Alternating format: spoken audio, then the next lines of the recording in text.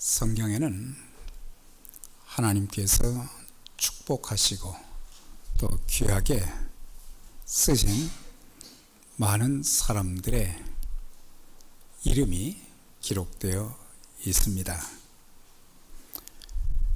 그들이 어떻게 해서 하나님께 많은 복을 받고 귀하게 쓰임을 받았을까? 그 배경을 이렇게 쭉 살펴보면 두 가지 신앙적인 특성이 있습니다.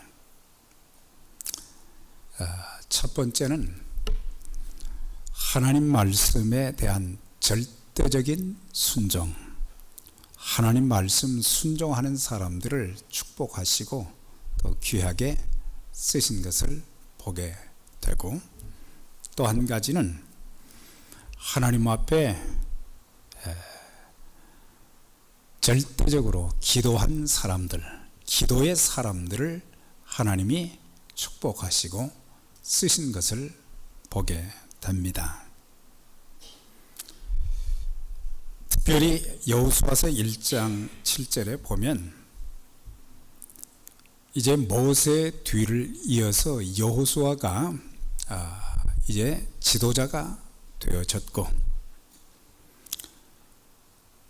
그에게 가나안 땅을 정복해야 되는 절대적인 그런 사명이 주어졌을 때에 참 두려움이 많이 있었어요. 요단강은 어떻게 건너야지, 홍해바다는 또 어떻게, 가나안의 7 부족은 어떻게 쫓아내야 되는가, 전부 큰 산과 같은 문제들이 앞에 그냥 꽉 놓여 있는 거예요. 두려운 마음이 들고, 그때 하나님께서 그에게 말씀을 하셨어요. 두려워 말라. 내가 모세와 함께 있던 것 같이 너와 함께 있을 것이다. 그러시면서 나의 종 모세가 내게 명령한 그 율법을 다 지켜 행하고 좌로나 우로나 치우치지 말라. 그리하면 어디로 가든지 내가 형통하리니 이 율법책을 내 입에서 떠나지 말게 하며 주야로 그것을 묵상하여 기록한 대로 다 지켜 행하라. 그리하면 내 길이 평탄할 것이요 내가 형통하리라. 그 말씀을 주셨어요. 그 말씀이 그에게는 굉장한 힘이 되어졌고, 불가능한 것 같지만 하나님의 말씀대로 행하다 보니까 하나님께서 그 모든 큰 산과 같은 문제들을 하나씩 하나씩 해결해 주시고, 그래서 그 땅을 정복하고 정착하는 그런 역사가 있었던 것을 보면서 하나님께서 약속하신 말씀은 기록되어진 성경의 말씀, 하나님 말씀에는 항상 아멘하고 순종하게 되면 어디로 가든지 무슨 일을 하든지 형통하게 되어진다. 그것을 말씀해 주었어요. 모세도 약속의 땅에 들어가기 직전에 그 백성들을 향해서 설교를 하면서, 특별히 신명기 29장에 보면 너희는 이 언약의 말씀을 지켜 행하라. 그는 가나안 땅에 들어가지는 못하고 이제 죽어야 되지만은 마지막 모든 혼신을 다해서 약속의 땅에 들어가고자 하는 그 백성들을 향해서 모세 율법에 기록된 대로 지키라. 그러면 내가 무엇을 하든지 어디로 가든지 형통하게 될 것이다 그랬어요. 모세의 유언적인 설교에서도 강조한 것이 하나님이 직접 하신 말씀도 있고 모세의 설교를 통해서 하신 말씀도 있을 뿐만 아니라 다윗은 이스라엘의 왕으로서 40년간 통치를 하면서 참 말씀과 기도로 평생을 산 사람인데, 그가 이제 그의 인생의 마지막을 앞두고 그의 아들 솔로몬이 왕이 되었을 때에 이런 유언을 했습니다. 솔로몬아, 내 하나님 여호와의 명령을 지켜 그 길로 행하여 모세 율법에 기록된 대로 지키라. 그리하면 내가 무엇을 하든지 어디로 가든지 형통할지라 그랬어요. 그러니까 그도 평생 살면서 많은 환난과 핍박과 여러 가지 어려움을 수도 없이 많이 겪었는데, 그때마다 언약의 말씀을 붙잡고 기도하는 가운데 하나님께서 그의 삶을, 때로는 고난도 있었지만 결국에 하나님께서 역사해 주셔서 모든 그 어려움들을, 장애물들을 극복하고 그 민족을 위해서, 하나님을 위해서 귀하게 쓰임받은 그것을 경험을 했기 때문에 그의 아들도 이제 왕으로서의 삶을 살아가면서 중요한 것은 하나님 말씀 순종하라. 그러면 형통하게 될 것이다. 그걸 유언으로 남겼습니다. 그래서 하나님 말씀에 순종하면 하나님의 인도하심을 받게 되어지고, 내게 조금 어려움이 있다 할지라도 결국에는 하나님이 역사해 주셔서 모든 것들을 아름답게 진행시켜 주신다. 또 한 가지의 특징은 간절한 기도예요. 절대적인 기도.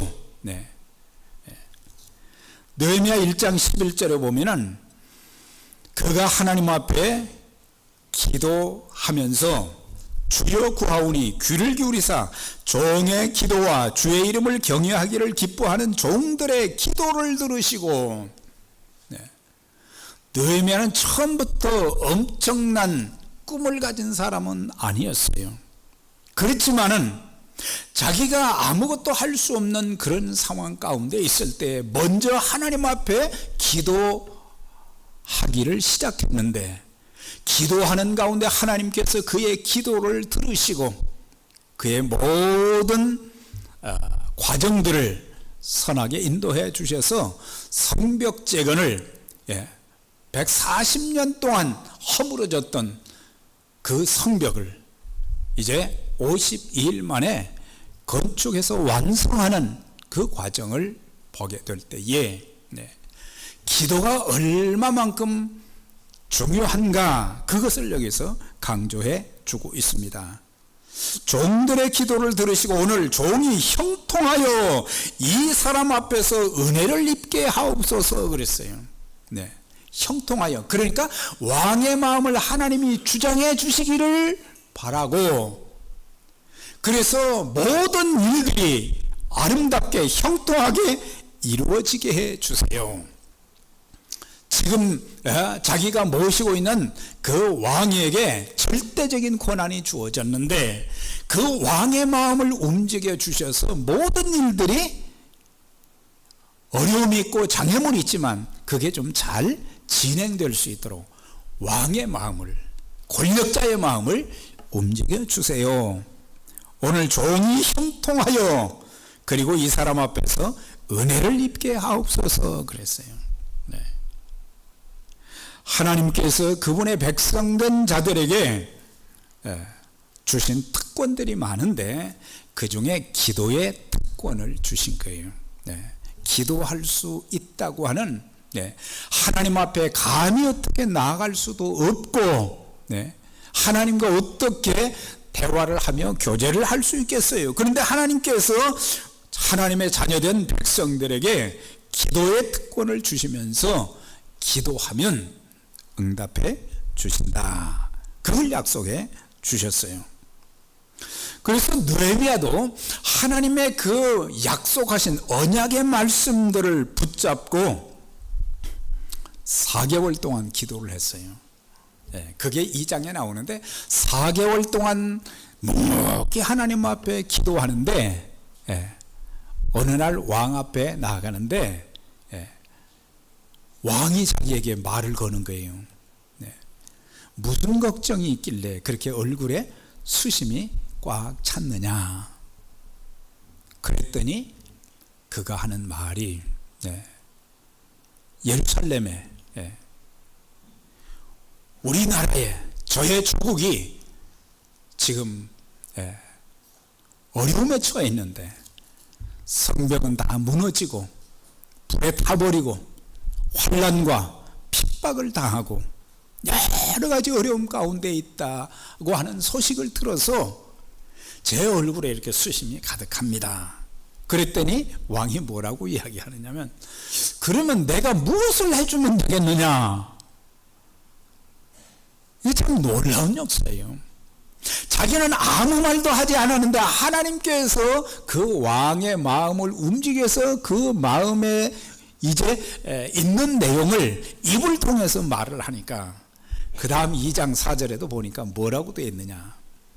느헤미야가 하늘의 하나님 앞에 묵도를 하고, 묵도했다는 것은 짧게 기도하고, 거기서 뭐 길게 기도할 수가 있어요?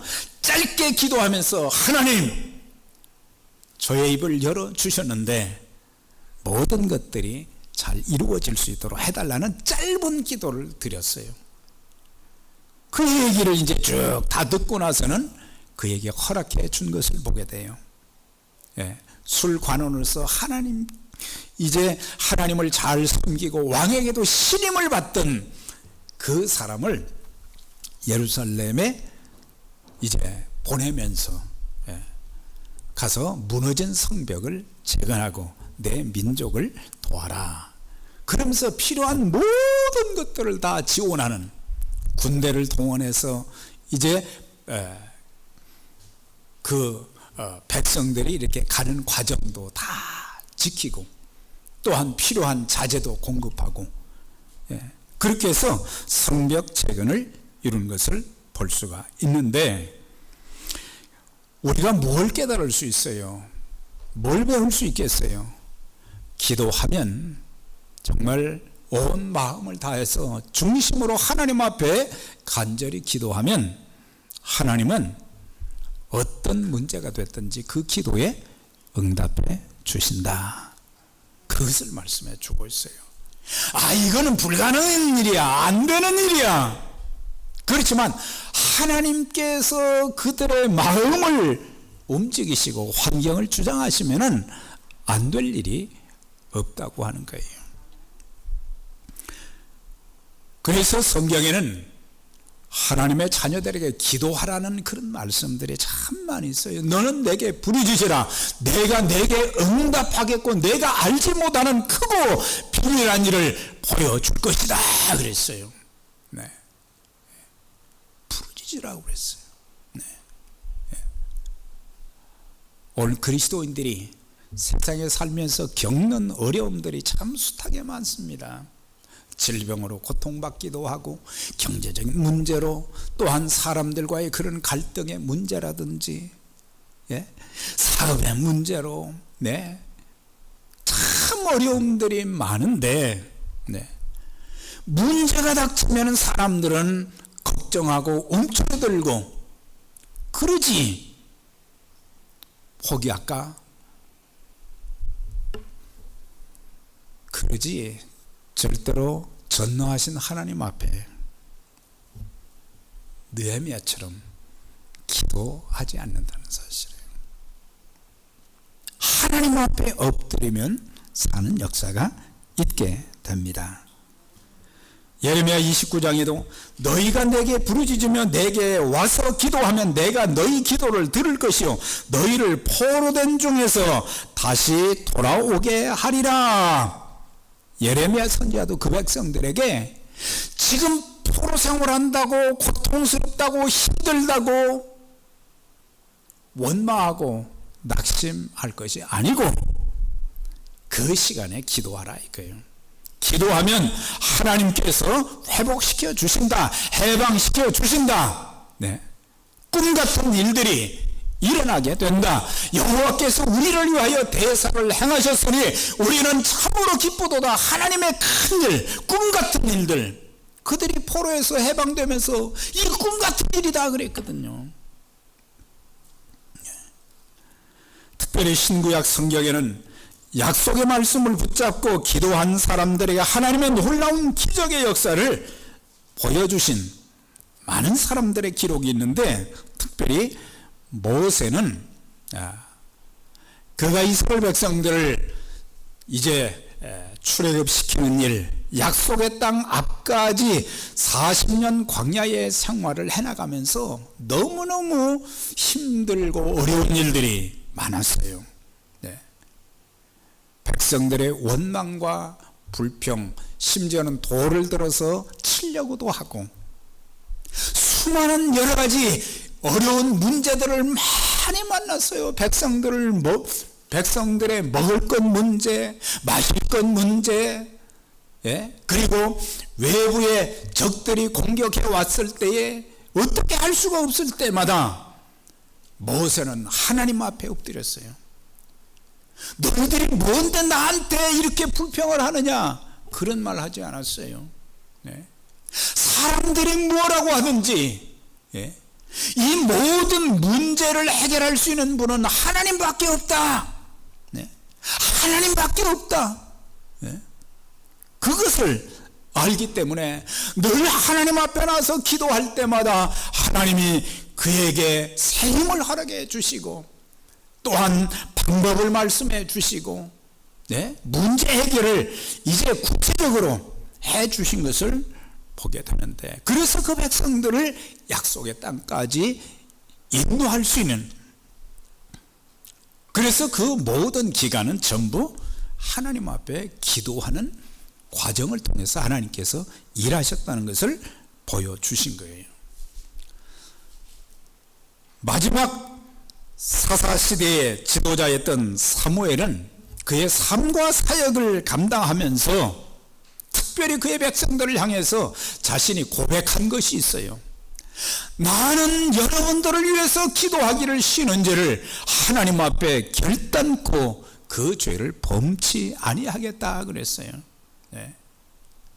그러니까 모든 것이, 그는 모든 주권이, 모든 문제 해결이 하나님 손에 달려 있다는 것을 알았기 때문에, 첫째는 자기가 자기 사역을 위해서도 기도하지만 그 백성들을 위해서 나는 끊임없이 기도하겠다, 그것을 말했어요.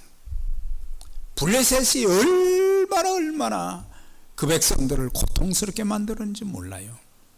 그런데 그때마다 기도하게 되니까 하나님께서 역사해 주셔서, 어떤 때는 말이죠, 우회를 바랬어도 하나님의 방법으로 천사를 동원해서 막 하나님이 일하기 시작한 것을 볼 수가 있어요. 그래서 기도하면 하나님이 일하신다고 하는 거예요. 내가 일하려고 하면은 물론 사람의 수고가 필요 없다는 건 아니죠. 그렇지만 우리가 우리의 할 일은 해야 되지만은 궁극적인 모든 일들을 해결하는 데는 하나님의 손길이 필요하다는 사실이에요. 우리가 주의 일을 하는 것도 그렇고 모든 것들 보면은 하나님께 달려있기 때문에 하나님 앞에 기도하는 것. 그래서 사무엘은 평생 살면서 기도를 가장 소중하게 여겼어요. 아마 어머니 한나를 통해서 그걸 또 배웠겠죠. 기도하면 불가능한 것도 가능하게 만들어 주신다. 하나님이 일하시는 거, 내가 무슨 대단한 능력이 있는 것도 아니지만은 나의 모든 문제를 하나님께 맡기고 하나님 앞에 기도하게 될 때에 하나님이 직접 일하셨어요. 율법학자 에스라는 바벨론에서 2차로 그의 백성들을 이끌고 온 지도자 중에 한 사람이에요.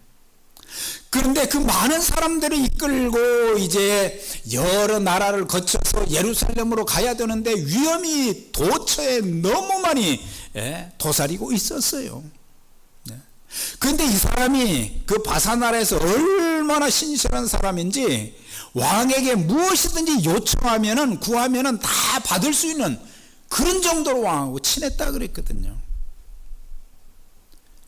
그 무리들에게는 젊은 사람만 있는 것이 아니라 노인들도 있고 어린아이들도 있고 이 위험스러운 이 4개월의 과정을 어떻게 그 백성들을 이끌고 갈까? 그런데 그 말씀을 보니까 왕에게 도움을 청하는 것을 부끄럽게 여기고 그랬어요. 부끄럽게 여겼다 그랬어요. 그리고 강가에서 모든 백성들과 더불어 함께 하나님께 우리 기도하자. 금식하면서 하나님 앞에 기도하면서 하나님께서 우리들을 무사히 예루살렘까지 갈 수 있도록 보호해 주시고 인도해 주시도록 우리 기도하자. 그래서 그들은 금식하면서 기도하는데 4개월 동안 여러 가지 많은 문제들, 어려움들이 있었지만 안전하게 그 백성들을 예루살렘으로 기도하면서 하나님의 도움을 받아가지고 그 백성들을 그곳까지 안내했던 것을 볼 수가 있어요. 우리 모두도 지금에 대해 삶의 환경, 가정적인 환경, 교회적인 환경이 어떠하든지 중요한 것은 뭡니까? 하나님 앞에 이때가 기도할 때다. 그걸 말씀해 주고 있어요. 하나님 앞에 기도하게 되면 하나님이 합력해서 선을 이루시는 역사. 막힌 길도 열어주시고 필요한 것은 공급해 주시고 실타래처럼 얽힌 불가능한 모든 문제도 나는 못 풀어요. 우리는 못 풀어요. 아무리 머리를 쥐어 짜내고 경험을 통해서 해보려고도 안 돼요. 힘으로도 능으로도 안 되고 오직 나의 신으로 되느니라. 성령으로 기도하는 사람들, 성령의 사람들을 통해서 하나님께서 일하신다는 것을 가르쳐 주고 있어요. 오늘 그 느헤미야는 주전 2430년 전에 주전 2430년경에 남왕국 유다에 속한 백성입니다. 바벨론에 의해서 나라가 망하고 백성들이 포로로 끌려갈 때 그의 할아버지, 할머니, 아버지, 어머니도 끌려갔어요. 그는 바벨론에서 출생을 한 이민 2세입니다.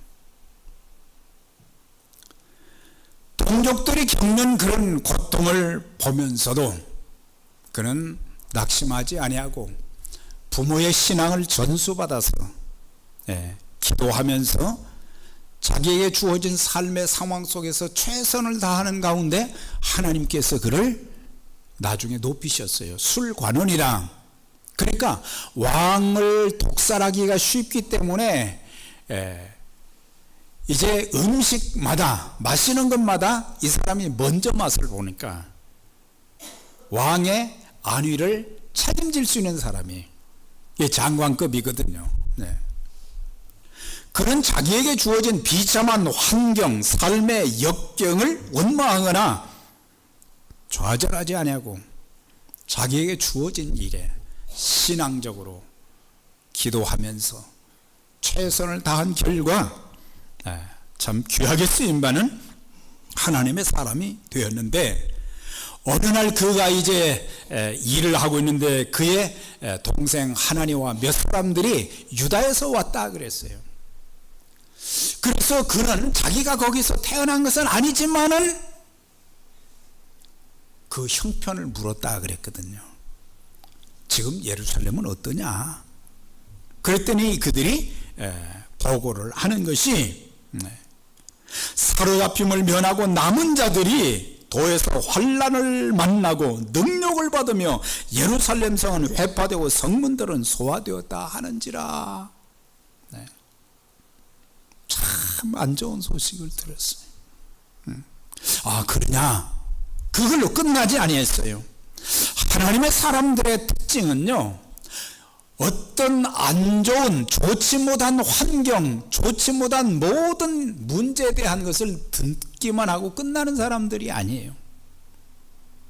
그런 문제를 들었을 때에 하나님의 방법으로 하나님께 기도하면서 그 문제를 해결해 나가는 주도적인 역할을 감당했던 것을 볼 수 있어요.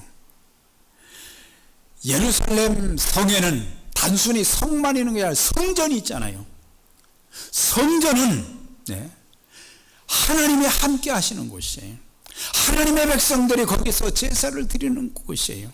그래서 예루살렘을 가리켜서 예루살렘 성을 평화의 성이라 그랬어요. 평화의 성이라. 그 뜻은 예루살렘은 하나님의 이름을 두려고 택한 곳이다 그랬어요.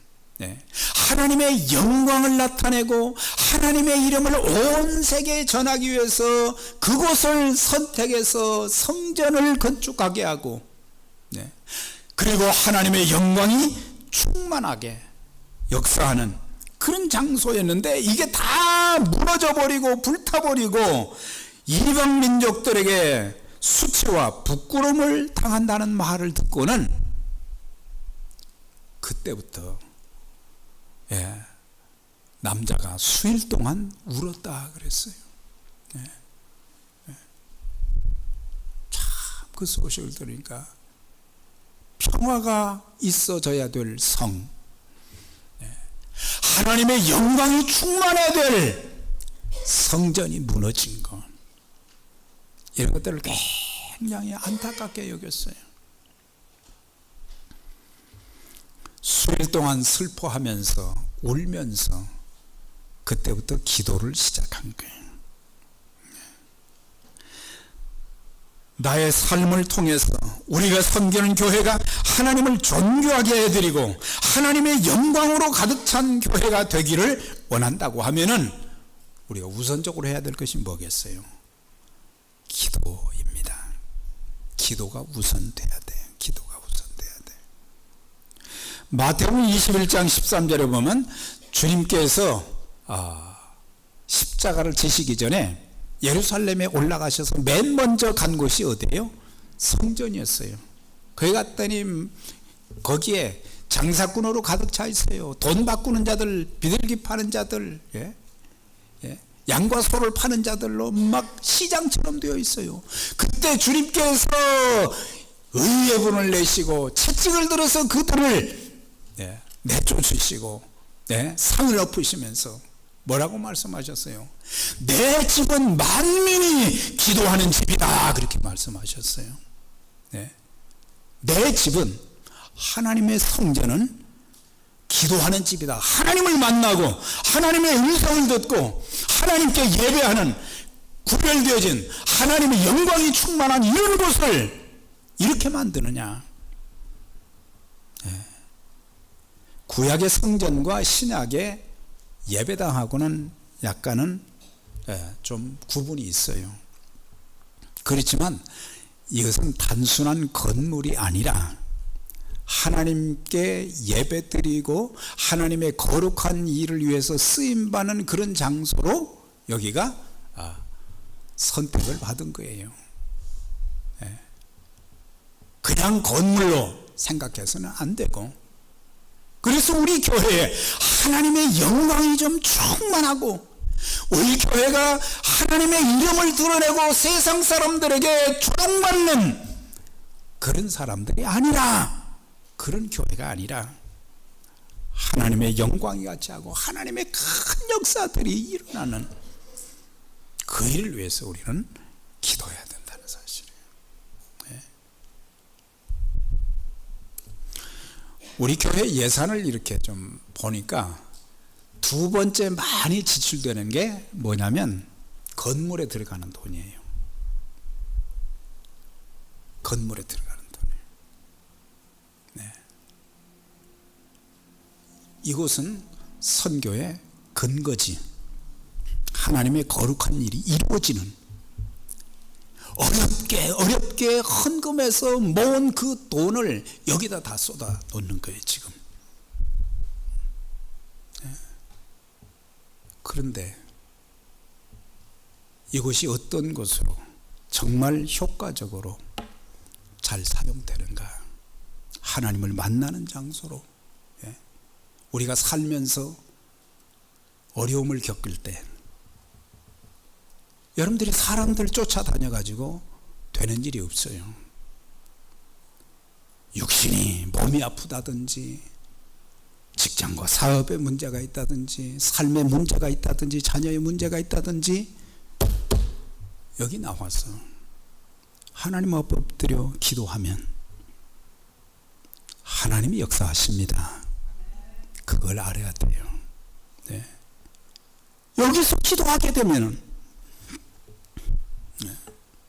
솔로몬이 성전 건축을 해놓고 나서 봉헌 예배를 드리면서 하나님 앞에 이런 기도를 했어요.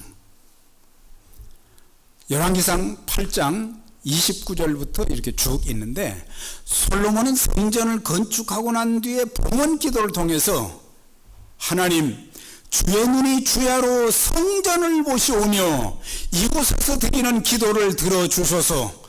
기도를 들으시고 죄를 사하여 주소서. 기근이나 전염병, 메뚜기나 황충, 적군이 침략하여 성을 포위하거나 무슨 재앙이나 질병이 있든지 이 성전에서 하나님 앞에 기도하거든 우리의 기도를 들어주세요. 그렇게 기도를 했어요. 하나님께 예배드리고 하나님께 기도하는 곳인데,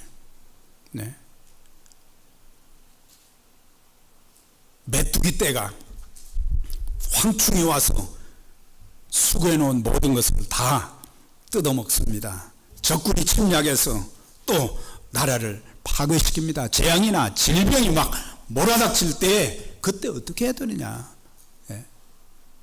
그때 하나님 앞에 나와서 엎드려 기도해야 된다. 기도하면 우리의 기도를 들어주셔서 그 문제를 해결해 달라고 한 것을 볼 수가 있어요. 우리가 처한 상황, 우리 가정이 처한 상황, 교회가 처한 상황, 현실을 바라보면서 우리의 눈과 귀가 좀 열리면서 느헤미야는 안타까운 마음을 가지고 왜 하나님의 백성들이 저렇게 환난을 받고 능력을 받고 비난을 받으며 조롱과 멸시를 받는가? 하나님 앞에 눈물로 그는 금식하면서 기도를 시작한 거예요. 금식하면서 기도하는 가운데 하나님 역사가 놀랍게 막 일어나는 것을 볼 수가 있어요. 그래서 성벽 재건만 완성한 것이 아니라 에스라 학사와 더불어 영적인 이스라엘의 부흥을 일으키는데 이 두 사람이 귀하게 헌신했던 것을 볼 수가 있어요.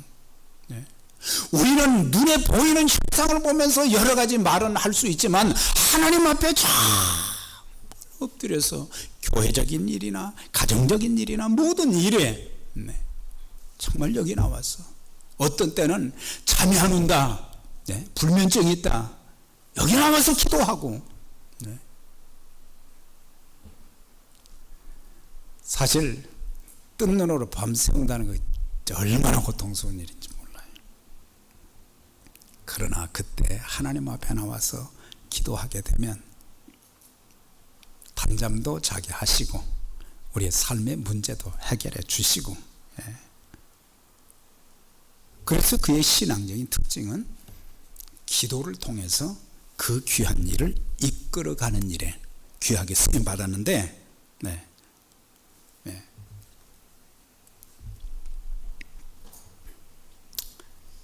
한 군데만 말씀 보면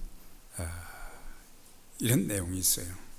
잠언서 21장 1절에 왕의 마음이 여호와의 손에 있음이 마치 보의 물과 같아서 그가 임으로 인도하시느니라, 그 말씀이 있어요. 왕의 마음이 하나님 손에 달려있다 그랬어요. 그런데 하나님 손에 달려있는데 거기 보면 마치 보의 물과 같아서 그가 임으로 인도하신다.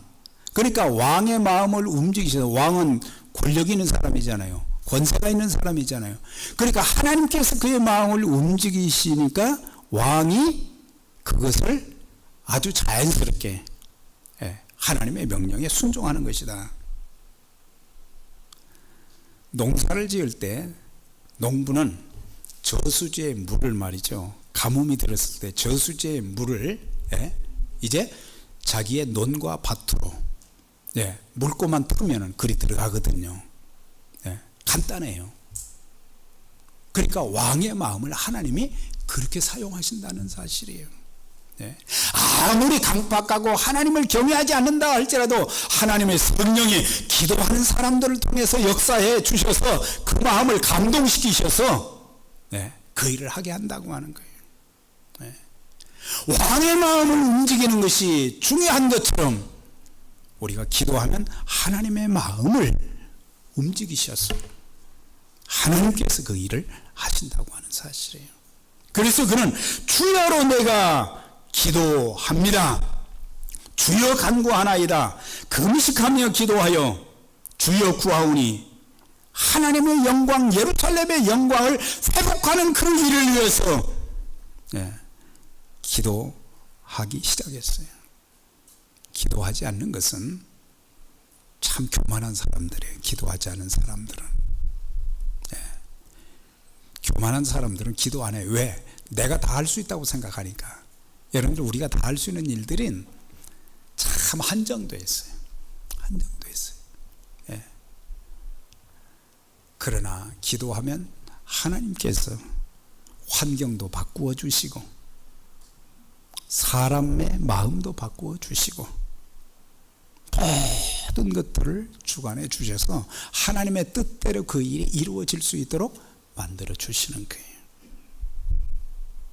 좀 더 구체적인 그의 기도를 이제 다음 주에 살펴볼 것인데, 저와 여러분, 하나님께서는 우리의 삶을 축복하시고 또 귀하게 쓰시면서 형통하는 하나님의 사람들이 다 되기를 원하시고 하나님의 거룩한 사역에 정말 귀하게 쓰임받기를 원하시는데, 먼저는 하나님 앞에 기도하는 사람들이 되기를 원하고 계신 거예요. 우리 모두 걱정, 두려움, 불안, 초조, 낙심 포기하지 말고 전능하신 하나님, 하늘과 땅의 권세를 가지신 그분께 늘 기도하면서 하나님의 인도하심을 받고 하나님의 영광스러운 사역에 복되게 쓰임받는 믿음의 가족들이 되시기를 주의 이름으로 축원합니다.